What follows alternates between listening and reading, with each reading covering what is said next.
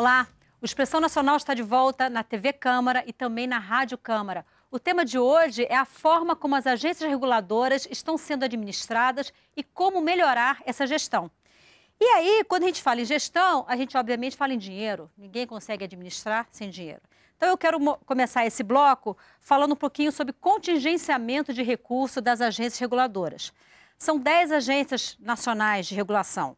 Dessas agências, 5 delas esse ano tiveram contingenciados seus recursos, num percentual total de quase 61% de recursos contingenciados. São a ANAC, a Agência Nacional de Cinema, a ANP do Petróleo, a ANEEL de Energia Elétrica, a Anatel de Telecomunicações e a ANA, Agência Nacional de Águas. E aí, chama a atenção que a Agência Nacional do Petróleo teve quase 88% dos recursos previstos no orçamento de 2012 contingenciados. E eu quero, então, voltar nessa discussão com o deputado Leonardo Pisciani, do PMDB do Rio de Janeiro. Deputado, dá para falar em autonomia de gestão, dá para pensar em autonomia de gestão, dá para pensar em investimento, dá para pensar em aumentar a capacidade de fiscalização e de regulação quando se tem o nível de contingenciamento dessa ordem? Eu acho que é necessário se estimar os gastos das agências para que elas tenham a capacidade de fazer essa regulação. O caso da ANP, ele é emblemático. Por que acontece isso? A ANP, vamos dizer assim, ela é a prima rica das agências. Ela cobra taxas de fiscalização da indústria do petróleo.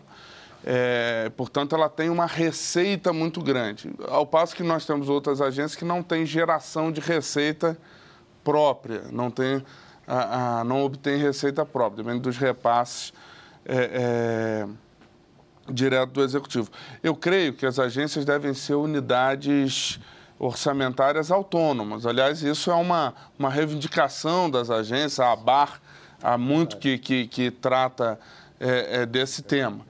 E, com isso, poder cumprir o seu papel e prestar contas de como gasta os seus recursos. Eu quero ouvir o dirigente da ABAR, José Luiz Lins dos Santos, não só sobre essa questão do contingenciamento, mas sobre um outro aspecto, que é o seguinte: há quem diga que a falta de rigor técnico e a falta de isenção também por parte das agências contribui para que os fiscalizados se sintam constrangidos em protestar por temerem represálias por parte das agências reguladoras. O senhor acha que isso acontece? Não, absolutamente. Com relação a esse primeiro ponto que você colocou do contingenciamento, que também é altamente relevante, por esse número aí que você fala, né, 61%, e onde é que está esse dinheiro? Com certeza, muitos deles não podem ser utilizados porque são carimbados, né? Mas alguém está pagando a mais por isso, por exemplo, com o termo usuário. O deputado citou a ANP, quem paga são lá a indústria, né? Na conta de energia elétrica. Na conta de energia são os usuários. Uma contribuição então, paga pelos usuários. Está pagando e não tem. E o setor elétrico, a gente tem um termômetro bem interessante a respeito disso, porque a ANEEL ela descentraliza para as agências estaduais parte da fiscalização, porque ela não teria braços para se movimentar em todo o país com a flexibilidade de uma indústria de rede tão assim, universalizada como da energia, principalmente da distribuição. E essas agências estaduais sofrem muito com isso, porque nós, por exemplo, lá no estado do Ceará e as outras estaduais, não conseguem fazer sequer um planejamento a médio prazo, porque ficamos sempre dependendo, né, do que o orçamento da ANEEL vai ser representativo. Então, a questão do contingenciamento, o deputado falou, nós, inclusive, pedimos, o deputado Arnaldo Jardim colocou isso na LDO, mas não tem jeito, isso é uma questão mesmo política de governo. Eu até quero fazer um registro aqui em termos da presidenta Dilma, que depois, quando ela entrou... É bom frisar que não foram só as agências que sofreram contingenciamento, né? Todas as áreas do governo federal sofreram contingenciamento. Isso, mas no caso aí dos recursos do setor elétrico, não tem justificativa, porque eles vêm diretamente do consumidor para aquele destino. Então, está parado lá sem ser utilizado, bem utilizado. Deputado Nilson Leitão, PSDB do Mato Grosso, quando eu fiz a pergunta para o presidente da ABAL, o senhor já se manifestou, o senhor quer falar sobre esse assunto? Na verdade, eu acho que tem alguns aspectos aí que tem que ser colocado com clareza, até porque quem nos assiste sente na pele. São os que realmente sentem essa ausência ou essa inoperância ou essa irresponsabilidade que é tratada dessas agências reguladoras. Primeiro, elas deveriam ser, como disse o deputado, autônomas, independentes, em primeiro lugar. Agora, o governo não quer ser fiscalizado. Ele não quer ser fiscalizado e usa isso em dois momentos. Primeiro, é sucateando ou aparelhando as agências, que é o caso claro que está aí, né, para todo mundo assistir. Ou o segundo, não ouvindo, não atendendo, não dando atenção ao que as agências levantam. Por exemplo, o relatório apontado pela ANEEL em relação aos apagões. É um relatório claro, foi feito em 2011 para 2012, acompanhado por técnicos, mostrando claramente o motivo dos apagões e a falta de investimento no setor elétrico. Quer dizer, a ANEEL acabou, mesmo sem os recursos, fazendo o seu papel com o relatório que foi entregue ao governo. Quando o governo não toma providência, o que acontece? Um apagão não é apenas uma notícia do jornal. Um apagão é um prejuízo enorme em várias regiões. E o governo, ele faz cara de paisagem quando acontece uma situação dessa. Então, o que eu fico um pouco triste com a situação do governo em relação a esse assunto, quem trabalha no Executivo precisa e deve se sentir bem quando é fiscalizado, porque até uma proteção a ele mesmo, e uma proteção também ao dinheiro público, ao bom serviço prestado. Essa é a forma de ter uma transparência, de ser um pouco mais democrático, republicano, de ter realmente o sentimento do espírito público. E é o que não acontece com isso, também com as agências reguladoras. Então, minha maior preocupação é quando se tem um escândalo como esse e vê o governo minimizando, ao invés de enfrentar esse monstro, enfrentar esse problema e dizer, olha, nós estamos agindo errado, até de forma covarde com a população, quando tira o poder de uma agência reguladora, quando tira a estrutura de uma agência reguladora, aparelha para poder ouvir o que deseja, né? Porque quem está nomeado ali não vai afrontar o governo, vai dizer amém.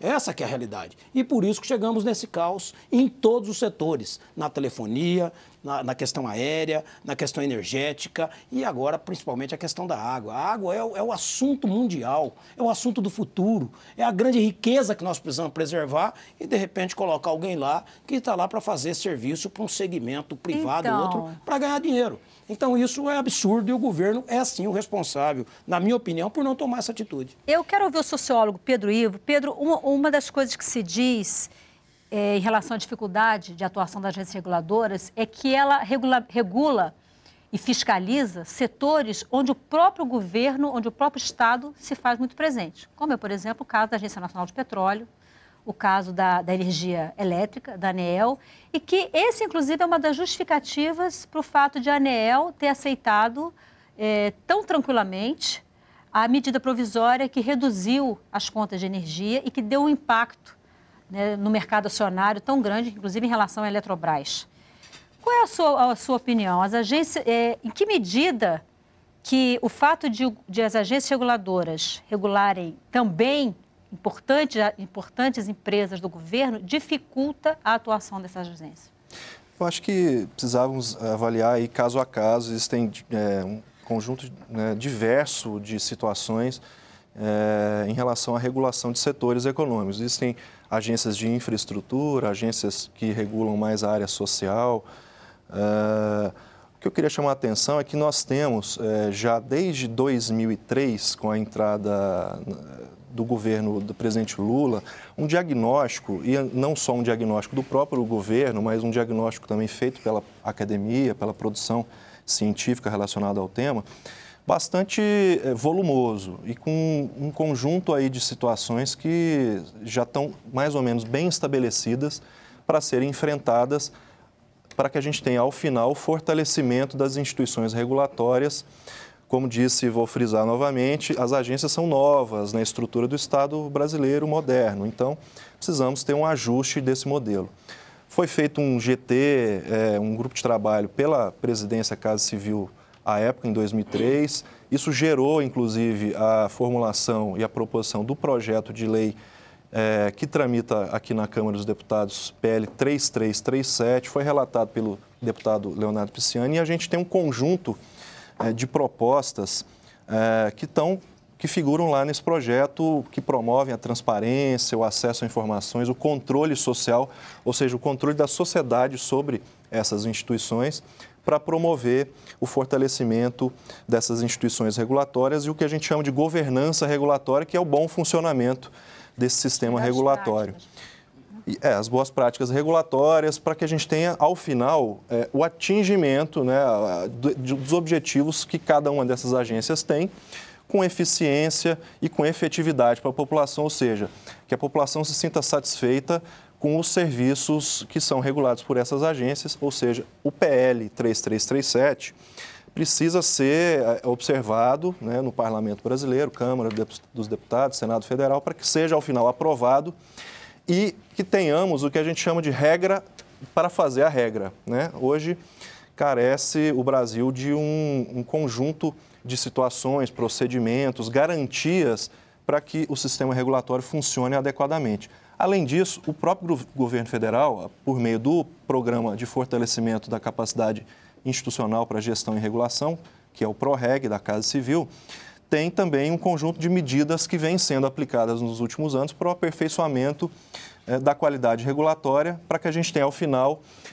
uma regulação que satisfaça os interesses da população e que seja mais inteligente, né, que garanta estabilidade, previsibilidade para as regras e a garantia da qualidade dos produtos e serviços oferecidos à população. Pedro, você deve ter participado dessa comissão. Você não acha que 9 anos é muito tempo para quem pegou as agências prontas? Porque quem criou essas agências foi no governo anterior.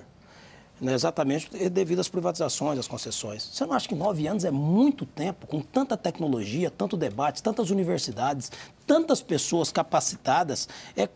Não é muito tempo, 9 anos, para se chegar, ou seja, começou bem lá atrás e a linha dela não é de aclive, é de declive. Quer dizer, as agências reguladoras começaram a fazer um trabalho lá atrás, onde eram respeitadas, e de repente hoje está na página da página policial. Eu acho que 9 anos é muito tempo, o governo tem vários instrumentos. Ele usa medida provisória para tanta coisa, decretos para tantas outras coisas. Agora, querer culpar a lei que está na casa, que já está errado, O presidente Lula foi presidente até 2010, certo? Ele mandou em 2004, são 6 anos, com a maioria, que quase 70% do Congresso apoiando o governo. Agora, praticamente, mais de 80% apoiando o governo. Isso não é a razão por estar essa esculhambação que está as agências. Essa que é a realidade. Nós temos que ser francos com a população. A verdade, o governo não tem interesse. Ele quer sucatear as agências. Ao contrário da boa intenção da equipe técnica de querer ver o melhor. Mas é claro que a vontade política do governo... Eu vejo que é o seguinte, deputado Nilson. Deputado Leonardo Pisciani, no fundo, quando o projeto foi enviado, ele veio também num cenário em que as agências vindas do modelo original do governo anterior tinham perdido a sua credibilidade. Mas 9 anos é muito tempo, ele veio justamente de encontro a se recuperar a credibilidade das agências reguladoras. Ela tinha, então, 7 anos de vida. Agora tem 9 anos, quer dizer, ela continua... E perderam a credibilidade pela falta de transparência. Eu não me lembro nenhum escândalo desse nível, nem no caso de Denise Abreu, antes disso, mas mesmo que estivesse errado. Não vamos aqui discutir a questão de governo contra governo. Vamos discutir a realidade de hoje. Sinceramente, vocês todos, nós nos sentimos à vontade quando chegamos a algum aeroporto e a ANAC faz o seu papel de fato. Eu fui prefeito. A dificuldade para instalar um aeroporto num município pequeno. A burocracia enorme, enquanto você chega nos aeroportos maiores, tudo aquilo que eles exigem para um novo aeroporto, para dar facilidade para quem está no interior, não é a mesma exigência para quem já tem um aeroporto instalado. Aliás, não olha quase nada do que precisava exigir. Da ANEEL, a mesma coisa. Na telefonia, hoje nós temos, eu não sei se vocês têm esse conhecimento do Brasil como um todo, nós temos regiões com 10, 15 mil habitantes, em algumas regiões que não têm direito a telefone. Um absurdo, nós estamos no século XXI, as agências não funcionam. Deixa eu aproveitar. O detalhe é um só. O governo não tem interesse que elas funcionem. Essa que é a realidade, não quer ser fiscalizada. Então, que está falando de telefonia e colocar aqui um comentário que chegou, uma pergunta que chegou de Caruaru, Pernambuco. é de José Natércio de Oliveira. Ele diz o seguinte: a operadora Claro está com um sinal muito ruim na região do povoado de Rafael, município de Caruaru, Pernambuco. O número para reclamação é 1052 do Rio de Janeiro. A quem devemos recorrer agora? E a operadora TIM? Não tem sinal. Mas essa é a realidade brasileira. Todos sentem isso. Pois é. Se as agências reguladoras fossem fortes, independentes, um modelo que efetivamente defendesse a população e também o dinheiro público, uma concessão. O governo tem que olhar isso com uma seriedade maior e, acima de tudo, ele tem que entender que a agência reguladora veio para proteger os dois lados. Veio para proteger quem deu a concessão, que é o governo. Proteger, que eu falo, proteger com bom serviço. O papel da agência reguladora é fazer com que aquela concessionária de telefonia, ela faça o melhor serviço possível. A agência de energia, as concessionárias de energia, façam o melhor serviço possível.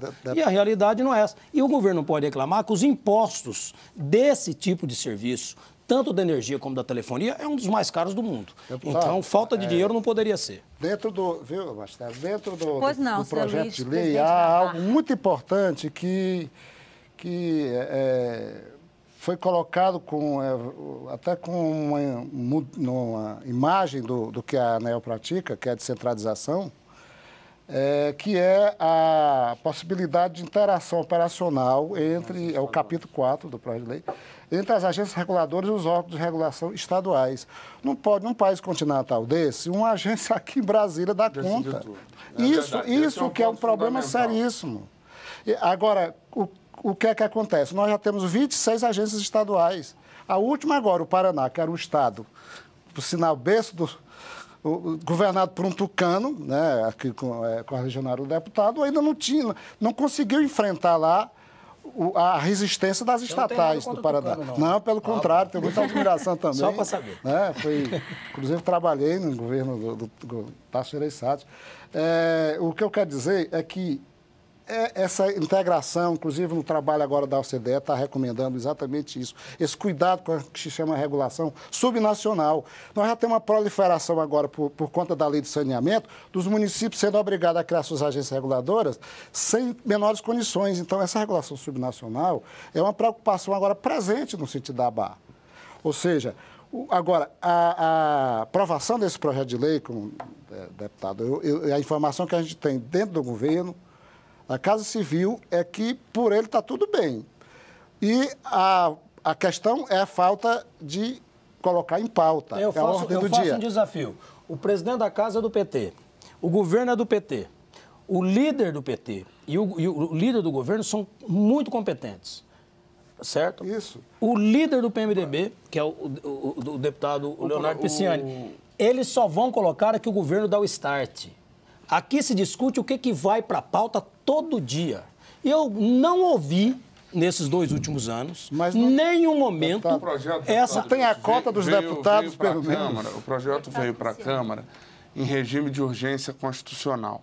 Em 2004? Em 2004. Ele teria que ter sido votado sob pena de trancar a pauta, que é a medida mais forte que o Poder Executivo pode tomar junto com as medidas provisórias para aprovar uma legislação, e por ingerência da Casa, por demanda da Casa, naquele contexto, naquele momento, o governo retirou, atendendo a um pedido do conjunto da Casa, retirou a urgência constitucional. O projeto era péssimo. Para que o projeto tramitasse... Porque o projeto não era tão bom. Porque o projeto tramitasse na comissão especial, o que nos permitiu fazer um debate muito mais profundo sobre o tema. Então, depois houveram outros problemas. Houveram até a decisão do presidente Michel Temer de abrir, de interpretar a Constituição e abrir a possibilidade da votação em sessões extraordinárias de matérias que não estariam trancadas por medida provisória. Nós tivemos um período de tranca por omissão nossa, por omissão do Parlamento, que não cumpriu o seu papel, de permitir que a pauta ficou meses e meses trancada por medidas provisórias. Então, o projeto, infelizmente, enfrentou vários contextos que não permitiram a sua aprovação. Mas eu acho que já passou da hora. Eu acho A gente tem aqui, deputado Nilson Leitão. Você concorda que se o governo quisesse resolver o problema e colocar as agências reguladoras numa situação de transparência, de independência, ele poderia fazer isso a toque de caixa? Como faz tantas coisas? O governo tentou fazer. Eu vou te dar um exemplo. Eu exemplo. acho que neste caso houve uma ingerência da casa. Ingerência da casa? Houve uma ingerência da casa houve uma ingerência da casa que buscou o debate maior. Não é ingerência da casa, é uma decisão. A casa não pode ter ingerência, o Poder Legislativo não tem. Deputado Nilson Leitão, nós temos aqui por força, inclusive, perguntas. de um correligionário, deputado seu, que participava da comissão, o ex-deputado e ex-governador de São Paulo, Alberto Goldman, fazia parte da comissão especial, foi um dos principais articuladores para que retirasse a urgência constitucional. Porque o projeto era ruim. O projeto era péssimo, era pior do que esse primeiro momento, votar o projeto. O nosso tempo está quase esgotado. Então, há um eu ainda debate tenho um assunto, algumas perguntas. Então, eu quero ouvir rapidamente o sociólogo Pedro Ivo, que quer falar sobre esse assunto. Em seguida, eu quero passar algumas perguntas aqui, por favor. Não para responder o deputado Nilson Leitão, mas para comentar, ele me instou a falar também. É de se reconhecer que, primeiro, esse debate, como disse o deputado Leonardo Pisciani, gera muitas paixões, envolve muitas paixões. É claro e é natural que isso aconteça por conta de que ele foi fruto, as agências foram fruto de um processo de reforma do Estado da década de 90, criação das agências reguladoras inspiradas no modelo norte-americano. E, certamente, temos aí uma divergência do ponto de vista mais ideológico, para que a gente tenha um encaminhamento dessas questões. Mas eu queria só frisar e reconhecer aqui que o governo, o Poder Executivo, eu tenho visto, pelo menos é uma opinião, tem se esforçado em tratar do tema. Citei aqui tanto a questão do encaminhamento e formulação do PL 3337, Lei Geral das Agências, como o programa da Casa Civil ProReg, que trata e tem várias medidas práticas e vem fazendo um trabalho de aperfeiçoamento da qualidade regulatória. E o Congresso Nacional, por outro lado, em que pese não tenha colocado o projeto em votação, não tenha atualmente instalado a comissão especial para discutir e votar, tem feito um debate permanente do tema, ou seja, todos nós que estamos aqui e muitos outros comprometidos com o tema, temos que reconhecer que há um esforço grande, várias forças institucionais para que esse tema seja encaminhado da melhor forma. Senhores, muito obrigada pela presença aqui no nosso programa. Deputado Nilson Leitão, do PSDB de Mato Grosso, José Luiz Lins dos Santos, presidente da Associação Brasileira das Agências de Regulação, deputado Leonardo Pisciani, do PMDB do Rio de Janeiro, e o sociólogo Pedro Ivo Seba Ramalho, que é doutor em temas de agências reguladoras. A gente vai fazer agora um breve intervalo no Expressão Nacional ao vivo. Hoje é o nosso último Expressão Nacional ao vivo do ano. O Congresso Nacional entra em recesso na próxima semana e a gente volta ao vivo a partir de fevereiro.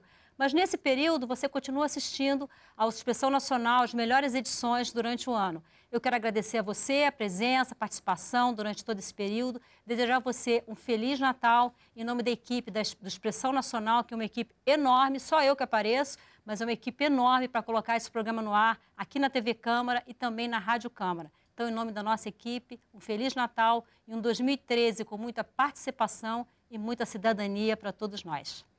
Até a volta. Tchau, gente.